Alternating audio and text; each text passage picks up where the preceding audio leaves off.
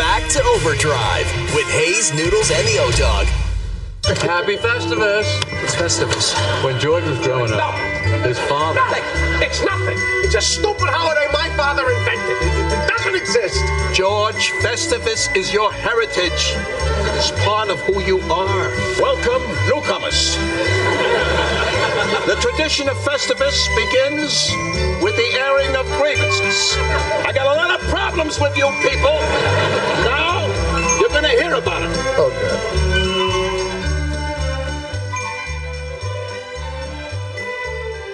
Overdrive continues here on the TSN Radio Network, also up on TSN Plus. Mike DeStefano, Jason Strudwick, and Dave Feschuk with me. And it's Festivus. Festivus for the rest of us. I know, Strud, you're a big-time Seinfeld guy. Love it.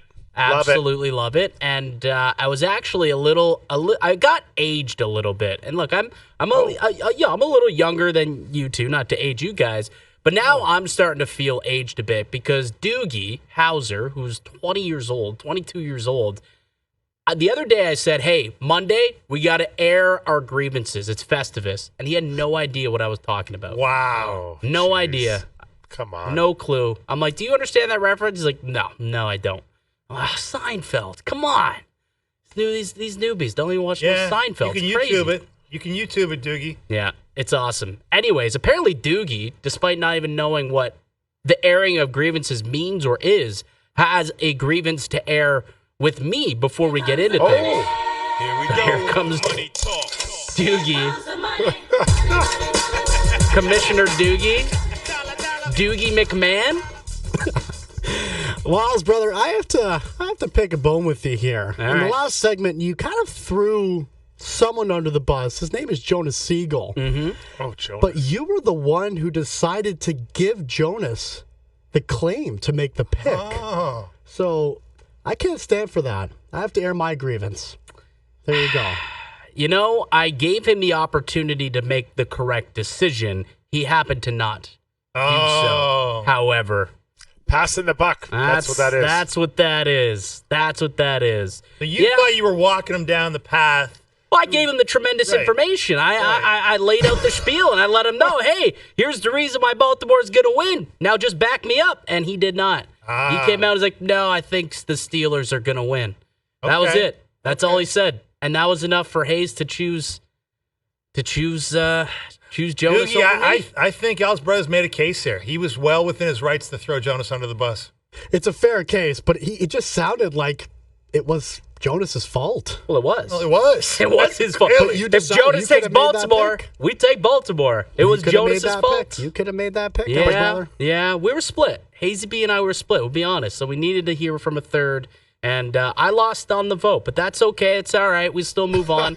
Luckily, those losers also didn't pick any winners this weekend. You're still +1, am We're I plus right? one, yeah. We're Okay. up +1. You were and like we're +8. okay. The lead has dwindled. Well, we were also -9 at one point. Okay. So it's been a big swing. And we got another pick tonight coming up in about 35 minutes or so. Luke will be in, and we got to make that Monday night pick. But let's get to the airing of grievances, fellas. And why don't you start, Dave? Why don't you give us something that you would like to air your grievances with? All right, my grievance is with Canada's 7 hockey teams. Those NHL teams, none of whom have won a Stanley Cup since 1993, Al's brother and Struddy. This has got to happen, guys. As we awake today, 6 of the 7 teams that hail from this great nation are in the NHL playoff picture. This has to be the year, the first year since 93, that Canada wins a Stanley Cup. We got to wish it, speak it, want it into existence here. And 2025's got to be the year, guys. If not, I will have an even bigger grievance with a 32-year drought. For Canada to win a cup, it is a long time. My entire lifetime, realistically. Yeah. I've never seen a Stanley Cup risen on Canadian soil, ever. That's just sad. Yeah. Struddy, how do you explain it? You know what? If I knew, I'd probably be a GM or even better, a president, and just last forever in that role. Exactly. I think, though, I feel like right now there's a lot of talent north of the border. Yeah. Look at some of these teams: Vancouver, Edmonton, Winnipeg, Toronto, Ottawa, young talent there. Montreal, there's some accumulation of talent there. So I think that there's as much or more talent there's ever been, and it's relatively young or in its prime. So I think we're going to hopefully see a few be rattled off here in the next number of years. I hope. A few. I'll take one, Struddy. We'll start with one. Fair point. But I mean, I think if one gets a taste, then maybe other teams jump on the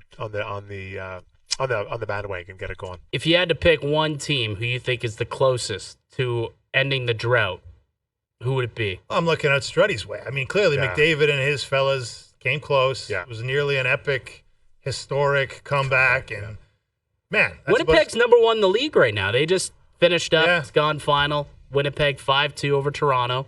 Number one in the league right now, heading into the Christmas break. Yeah, but they've got a pretty substantial history of not showing up when it matters. Thank you. Thank you. They're the San Jose Sharks. I've picked them to win many, many years, and I've been wrong. So I can't. You know, if you kick me in the junk enough times, I'll finally believe you. And so now I'm like, I don't want to be that, because I was that with the Sharks, and I'm not with the Jets. I'm out. All right, Struddy. Time for you to air your grievance. All right. Enough. I don't want to hear from the West Coast that they're fighting. EP and obviously Miller, they're frustrated with each other. Listen, guys. If one of you if someone wants to break up and leave, that's fine. But that city is incredible. You've got a good team there. You both got good contracts. You've got a good coach. You've got a good group. If one of you gets traded, look at your salary cap hit. Where do you think you're going? How do you spell Buffalo? I'll tell you how. Last place. That's where you're going. So I don't want to hear about it. Figure it out. Get in a room. A padded room with just no windows, no doors. Come out, 72 hours later after Christmas and find some love for each other, because you got a good thing going on. And unfortunately, you don't know it till you end up somewhere else. Ask Jack Eichel. Yeah. Well, Jack Eichel went on to win a Stanley Cup, though. But he was in Buffalo, and he was Yes. not happy. Now he's the happiest guy, the happiest redhead I've seen for 1,000 years. Well, I think we have the audio from, because this is a big talking point right now. Pettersson, JT Miller, and the team, and how there's this reported rift between the two. Here's what they had to say today when asked about it. That's still going on? Yeah, well, it has been. Well, it's the same answer. It's good. I don't know why people still try and make up. Excuse my language, but yeah, that's my response to it. So it hasn't been distracting you? Oh my God. Next question.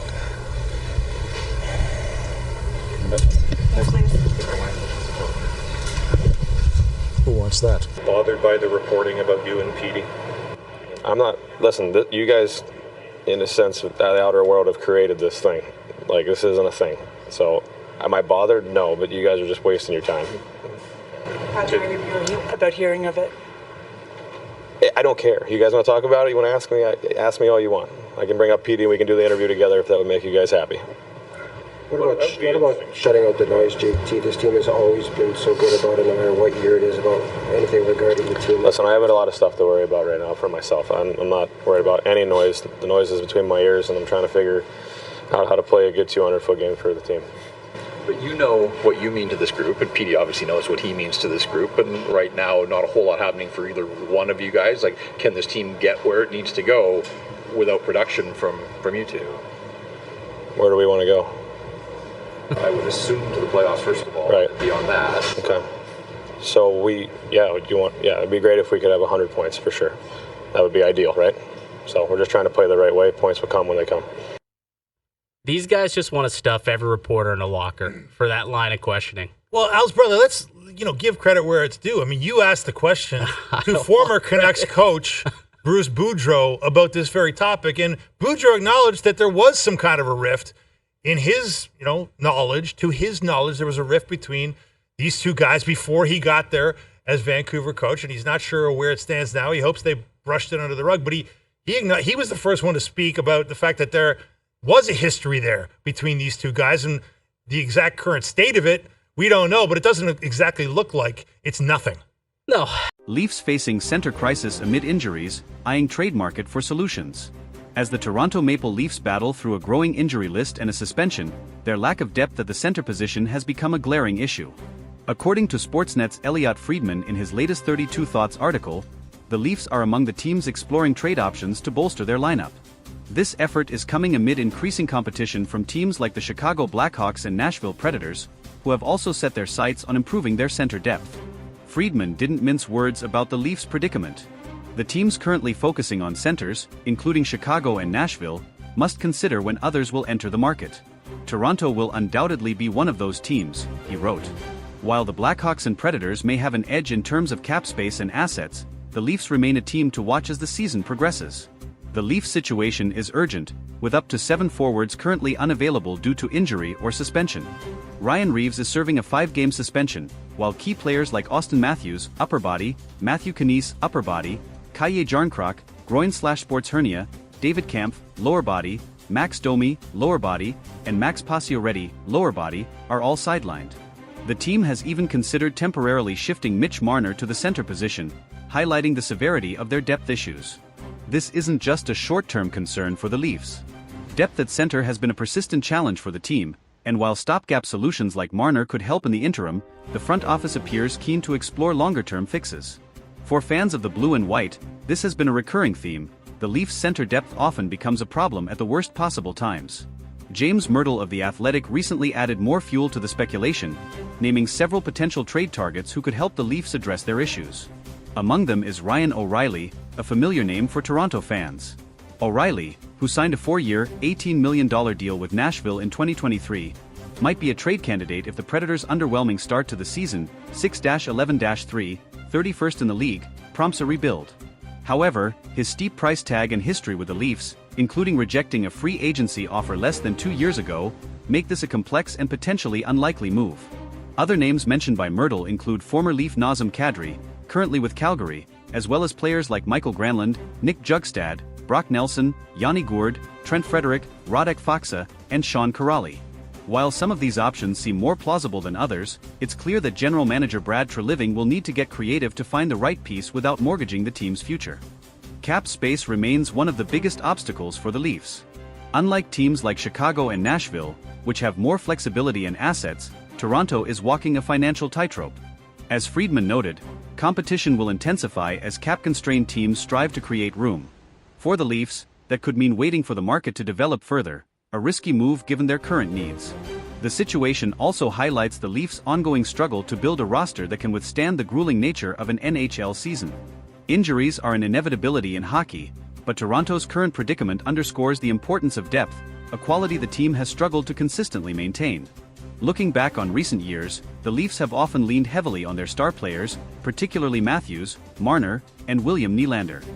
While these players have delivered in spades, the lack of reliable depth options has left the team vulnerable in critical moments. The current crisis at center is merely the latest example of this recurring issue. Some fans have called for more aggressive moves from Treliving, arguing that now is the time to strike while the team's core is in its prime. Others, however, are more cautious, pointing to the dangers of overpaying for short-term fixes. Striking the right balance will be key, especially as the Leafs aim to keep their championship window open. Despite the challenges, there's no denying that Toronto has the talent to be a contender, provided they can patch up their lineup. The ongoing rumors and speculation surrounding potential trades show that the Leafs are at least exploring every avenue to strengthen their roster. For fans of the blue and white, this moment feels like a pivotal point in the season. With a lineup ravaged by injuries and a tough schedule ahead, the Leafs must act decisively to avoid falling behind in the standings. The addition of a dependable center could be the difference between weathering the storm or watching another season slip away. Whether it's O'Reilly, Kadri, or another surprise name, one thing is certain: the Leafs are under pressure to deliver. And for a fan base as passionate and loyal as Toronto's, there's no room for excuses. The time to act is now, and Leafs Nation is watching closely. As the trade deadline approaches, the stakes couldn't be higher.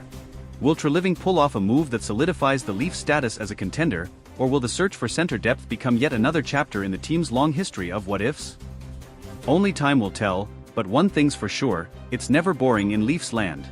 As the Maple Leafs navigate this critical juncture, their fan base remains as vocal as ever. Toronto is a city that breathes hockey, and the pressure on Brad Treliving to make the right moves is immense. Every decision he makes, or doesn't make, will be scrutinized, from talk radio to social media, where Leafs Nation is already debating the merits of the various names being floated as potential trade targets. Among the louder debates is whether the team should prioritize a high-profile acquisition like Ryan O'Reilly or Nazem Kadri, or focus on a lower-cost, reliable center who can fill a supporting role without costing too many future assets. While O'Reilly's leadership and playoff experience make him an attractive option, his contract and recent history with the Leafs add layers of complexity to any potential reunion. Similarly, Kadri's gritty, two-way playstyle remains a fan favorite, but his cap hit and availability might render him an unrealistic target. Another factor complicating the Leafs situation is their tight salary cap. While Chicago and Nashville can make moves with relative ease due to their financial flexibility, Toronto must navigate a labyrinth of constraints to make any trade work. This likely means including salary retention or moving existing contracts to make room, which could drive up the cost of any potential deal. The question then becomes, how much are the Leafs willing to sacrifice to address their immediate needs? One potential trade partner generating buzz is the Seattle Kraken. Yanni Gourde, a dependable two-way center, has been mentioned as a possible target. Gourde's versatility and championship pedigree from his time with Tampa Bay make him an appealing option. Seattle, however, is in playoff contention and may not be inclined to part with a key piece unless the Leafs can provide a substantial return. Another intriguing name is Brock Nelson of the New York Islanders. Nelson is a consistent scorer and reliable faceoff-man, qualities that would undoubtedly bolster Toronto's center depth. However, the Islanders are notoriously cautious when it comes to trades, and prying Nelson away would likely require a significant package, including picks or prospects that the Leafs may be hesitant to part with. For all the trade talk, some analysts believe the solution might come from within. Sheldon Keefe has shown a willingness to experiment with his lineup, and players like Pontus Holmberg or Fraser Minton could be given an opportunity to step up. While relying on less experienced players carries risks, it might be the Leafs' only option if the trade market proves too costly or slow to develop. Adding to the Leafs' urgency is the timing. The Atlantic Division remains one of the toughest in the league, with teams like Boston, Florida, and Tampa Bay continuing to dominate. Any prolonged slump could see Toronto slip further down the standings, putting their playoff hopes in jeopardy. For a team with Stanley Cup aspirations, failing to address their weaknesses could have catastrophic consequences. Brad Treliving's history as a general manager suggests he's not afraid to make bold moves. His time with the Calgary Flames was marked by blockbuster trades, including the acquisition of Jonathan Huberdeau and Mackenzie Weegar in the Matthew Tkachuk deal. Leafs fans hope he brings that same decisiveness to Toronto, especially as the trade deadline looms. Beyond the immediate need for a center, this situation underscores a broader issue with the Leafs roster construction. Depth has been a perennial concern, and while Toronto boasts some of the league's top-end talent, their reliance on a handful of stars has left them vulnerable in moments like this. Moving forward, addressing this imbalance must be a priority for the front office if the team is to achieve sustained success. As the Leafs head into a critical stretch of the season, the next few weeks could define their trajectory.